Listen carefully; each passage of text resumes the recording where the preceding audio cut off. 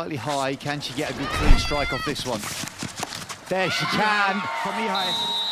Oh, are they going to refer it? Yes. Depends on I've technology. given a free out for the first shot at goal being high. Scotland team referral saying it should be a goal.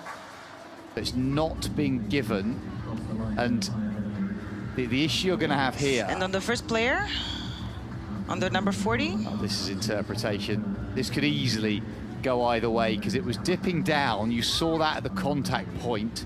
She strikes onto the top of the ball, which is what lifts it. It's into the turf and squeezes out. Now the angle from the before goalkeeper and the gets number a 40 touch also to to change see. the angle, like side to side.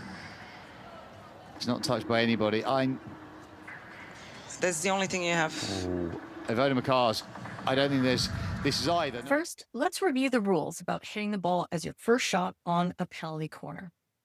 In Rule 13.3 sub L, there are two details we often overlook. First, the ball must cross the goal line at a height of 460 millimeters and not necessarily hit the backboard at the back of the goal. Second, if the ball deflects off another player's stick or body before crossing the goal line, we're judging whether the initial trajectory of the ball before that touch would have been over 460 millimeters when crossing the goal line. In this penalty corner strike, there are two possible points where the ball may have touched a player. The first is on the first runner, who crouches as the ball is hit towards her.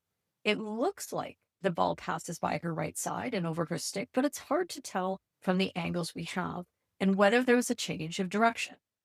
Second, the goalkeeper's left blocker may have made contact as well.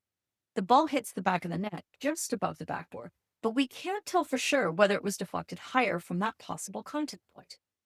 It's also possible, when viewed from the flat angle, that the ball is actually dipping downwards after passing the initial defender. This could mean that the ball would have crossed the goal line at higher than 460 millimeters, but for the touch that we can't determine from the first runner. So making this call is really tough. If I've changed my mind 13 times after watching the replays over and over again, imagine how hard it is in real time. As an umpire on the pitch, you just have to make the best decision you can based on what you see at that moment. You can stop time and meet with your colleague and consult or talk over the radios. Then go with the best judgment you have and don't be afraid to follow your gut. Here, even with all of the technology available at this level of hockey, it's impossible to say for sure. There is really no advice possible, so stay with your decision, and Scotland will keep the referral.